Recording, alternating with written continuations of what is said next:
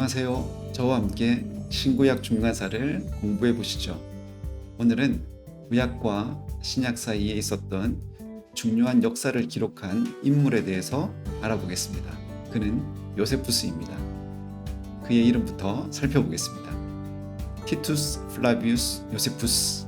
이것은 라틴어 이름입니다. 하지만 이 사람은 유대인이라서 아람어라든지 히브리어 이름을 가지고 있었을 거예요. 히브리어로 그의 이름을 보겠습니다. 중간에 기록된 그림 같은 문자입니다. 요셉 벤 마티트 야후. 마티트 야후의 아들 요셉. 네, 요세푸스는 유대식으로는 요셉이었습니다. 창세기에 나오는 요셉과 동일한 이름입니다. 마티트 야후는 누구일까요?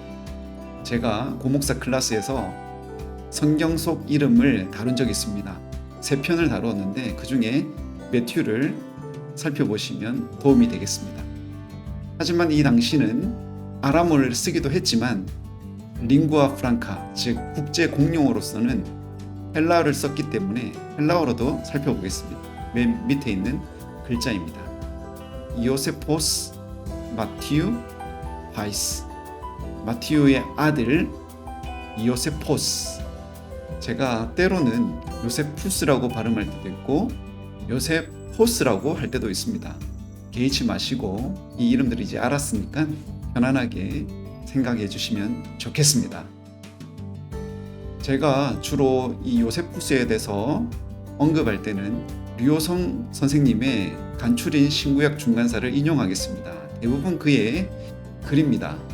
그러다가 어떨 때는 요세푸스의 글이 나오기도 하지만 여러분께서는 간추린 신구약 중간사에 나오는 내용이구나 이렇게 생각하시면 되겠습니다. 요세푸스는 주후 37년에 태어났습니다. 아마도 예수님께서 하늘에 올라가신 이후에 태어나셨거나 아니면 겹치게 살았을지도 모르겠습니다. 그의 아버지는 제사장 가문의 혈통이었습니다. 어머니는 하스몬 왕가의 혈통입니다. 14살 때 대제사장이나 예루살렘의 고위직 인사가 요세푸스에게 자문할 정도였음을 자랑하고 있습니다. 대제사장이 누구인가요? 당시 최고 지성인 또는 권력자, 그런 사람이 대제사장이었다 할 수 있어요. 예루살렘에 아주 높은 사람들, 지식, 학식 뛰어난 사람들이 요세푸스한테 물었다고 합니다. 몇 살 때요? 14살. 우리나라로는 중학교 1학년. 미안하지만 약간 뻥 같죠? 네, 문헌에 있습니다. 누가 적은 문헌이죠? 요세푸스가 적었어요. 자기가 자기 자랑하고 있는 것입니다. 제가 볼 때는 과장이 있다 이렇게 생각이 듭니다. 자, 16살 때 그는 바리새파, 사두개파, 에세네파의 훈련 과정을 마쳤습니다. 하나 마치기도 쉽지 않은데 이 3개 다 마쳤다고 합니다. 스물 피어오르는 이 과정은 저만 느끼는 것일까요? 당시 금욕주의자로 유명했던 아누스의 제자가 되었습니다. 나무 잎사귀와 껍질로 만든 옷을 입고 까칠했겠죠? 자, 야생 식물을 먹으며 마치 특공대가 저 숲속에서 훈련을 하다가 먹을 것이 없어서 야생 식물을 먹은 것처럼 야생 식물을 먹으며 육체적 순결을 위해 밤낮 찬물로 목욕했다. 와, 이 특전사인가요? 찬물로. 대단합니다. 19살 때는 그 엄격했던 바리새파의 율법을 따르는 삶을 시작했습니다. 26세 때는 벨릭스가 고소하여 네로에게 소환된 친분 있는 제사장을 구출하려고 로마를 방문했습니다. 당시 제국의 수도지 않습니까? 로마를 방문했습니다. 거기서 네로 황제의 부인 포파이아와 친분을 맺었습니다. 당시 최고 권력자의 부인과 알게 되었습니다. AD 66년에서 70년 사이에는 유대 로마 전쟁이 발발했습니다. 29세 때 갈릴리 지역을 이끄는 장군이 되어 전쟁에 참여했습니다. 로마의 장군 베스파시안이 갈릴리에 진군하자마자 패하게 되고 바로 요타파 요새로 피난하여 다시 로마에 대한 항전을 준비했습니다. 티투스가 이끄는 군단에 배해버렸습니다. 40명의 부하와 동굴에 숨었으나 한 여자가 밀고 와요 발각되었습니다. 이제 죽게 되었어요. 베스파시아는 요세푸스에게 안전을 보장할 테니 투항할 것을 권고했습니다. 네가 항복만 하면 살려줄게 이렇게 나오는 거예요. 항복했을까요? 아니요.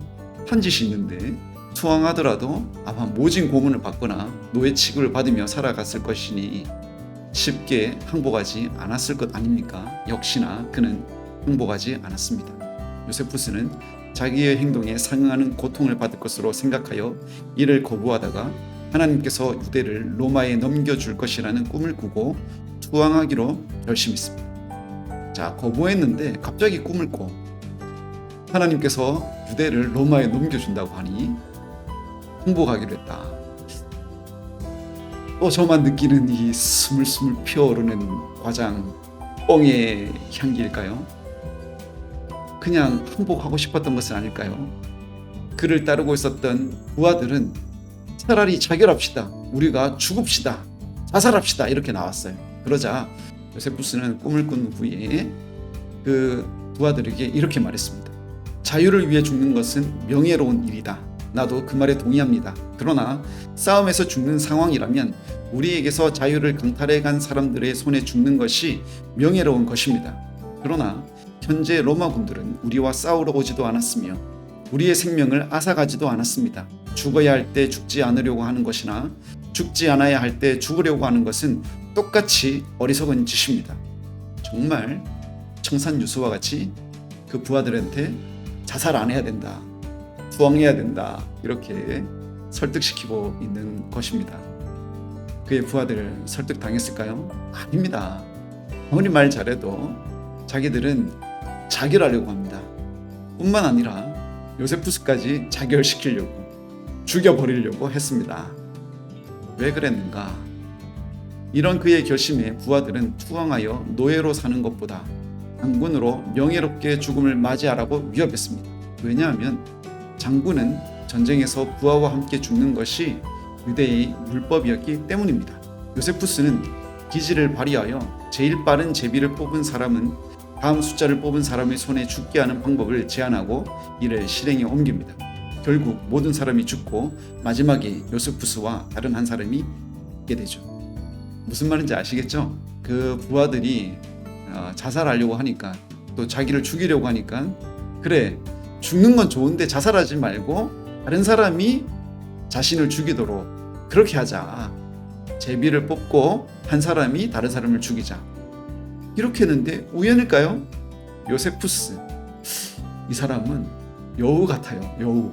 끝까지 살아남았는데 누가 남았을까요? 요세푸스와 이름을 남기지 않은 한 사람이 남게 되었습니다. 요세푸스 이 사람을 찌르고 그리고 다른 사람이 요세푸스를 찌르고 둘이 같이 죽었을까요? 요세푸스는 여우. 그 여우는 어떻게 했을까요? 요세푸스는 마지막 남은 그 사람을 설득하여 로마에 투항합니다. 우리 이렇게 죽지 말자. 나도 너 안 죽일게. 같이 그냥 항복하자. 그 설득당해서 로마에 투항합니다. 베스파시아는 포로로 잡은 요세푸스를 네로 황제에게 보내려 했습니다. 그러나 요세푸스는 베스파시안과 사적인 면담을 신청했습니다. 그리고 이렇게 말하는 거죠. 베스파시안 장군이시여, 당신이 황제가 될 것입니다. 이렇게 예언을 했어요. 어떻게 됐을까? 요세푸스의 예언대로 베스파시아는 69년 12월 로마 황제에 즉위하여 아들 티투스에게 팔레스틴 전선을 위임했습니다. 예언이 성취되니까 사랑받았습니다. 요세푸스는 베스파시안의 아들 티투스와 함께 팔레스틴, 즉 유대에 가서 유대 전쟁에 참여하게 되는 겁니다. 이제는 앞잡이가 되어 나타나게 되었던 것입니다. 요세푸스는 티투스와 함께 예루살렘으로 파병됩니다. 요세푸스는 하나님이 로마 편에 있음을 확신하고 자신의 동족에게 로마에 항복하라고 권고합니다. 나는 꿈을 꾸었어. 유대는 로마한테 질 것입니다. 항복하시오. 그것만이 살 것입니다. 유대인들이 들었을까요? 아닙니다. 앞잡이의 말을 듣지 않았습니다. 이런 행동은 예루살렘 성전과 동족을 보호하려는 것이었지만 유대인은 그를 배신자로 생각해서 끝까지 저항했습니다. 예루살렘은 AD 70년 9월 26일경에 함락되었습니다. AD 71년 티투스와 함께 로마에 온 요세푸스는 플라비우스 가문의 여러 황제에게서 많은 땅과 저택, 세금 면제, 시민권, 황제의 성인 플라비우스라는 이름까지 하사받았습니다. 처음 라틴어 이름을 소개했는데 그때 티투스 누구 이름입니까? 로마와 유대인들의 그 전쟁에 장군으로 나갔던 베스파시안 황제의 아들 티투스의 이름입니다. 티투스. 그리고 플라비우스 가문의 그 플라비우스 이름을 앞에 새기고 자신의 이름 요세푸스를 남긴 거죠. 그래서 티투스 플라비우스 요세푸스가 되었습니다. 그 후 그는 저술 활동을 하게 됩니다. 이 저술 때문에 우리는 구약과 신약 사이에 있었던 일들에 대해서 알게 되었습니다. 이제는 그의 가족 이야기를 해보겠습니다. 요세푸스는 전쟁 포로가 된 후에 3번 결혼했습니다. 몇 번? 3번. 먼저 가이사랴에 포로로 있을 때 그곳 토착 및 처녀와 결혼했습니다. 시골 처녀와 결혼했어요. 그러나 요세푸스가 베스파시안을 수행하여 알렉산드리아로 떠나야 해서 헤어졌습니다. 자, 시골에 있다가 이집트에 있었던 알렉산드리아 그 큰 도시로 간다고 해서 헤어질 필요가 있었을까요? 이 여우 헤어졌어요. 이후 로마에서 결혼하여 3명의 자녀를 두었으나 둘은 죽고 1명은 힐카누스라고 이름을 붙였습니다. 그러나 이 여인의 행실이 좋지 않아서 이혼했다고 합니다. 누가 말하는 거죠? 요세푸스가. 정말 행실이 좋지 않았을까요? 요세푸스. 저는 그가 의심스럽습니다. 거기서 그치지 않고 이제는 한 번 더 결혼합니다. 마지막으로 그레데에 살던 유대 태생 여인과 결혼해서 자녀를 2명 두었습니다. 첫째 아들은 유스투스이고 둘째 아들은 아그리빠입니다. 이렇게 민족의 앞잡이 여우 같았던 바로 그 요세푸스는 가족에서도 이런 일이 있었습니다. 참 이런 사람이었군요. 하지만 그를 그냥 넘길 수 없는 것이 중요한 책들을 적었기 때문입니다. 유대 전쟁사, 유대 고대사, 자서전, 아피엄 반박문 4권을 저술했습니다.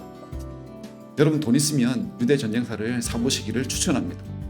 그리고 좀 더 있으면 유대 고대사, 너무 돈 많으면 나머지 2권도 사보시든지요. 저는 앞에 2권 정도면 족하지 않을까 싶기도 하고요. 제 생각입니다. 이 요세푸스의 책이 왜 기독교인들에게 중요할까요? 우리 류호성 선생님께서는 유대 고대사에 있는 글을 인용하여 알려줍니다.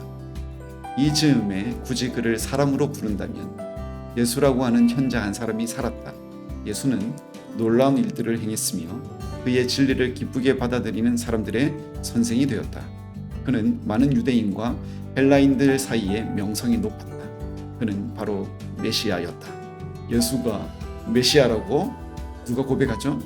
요세푸스가. 그래서 기독교인에게 소중하다.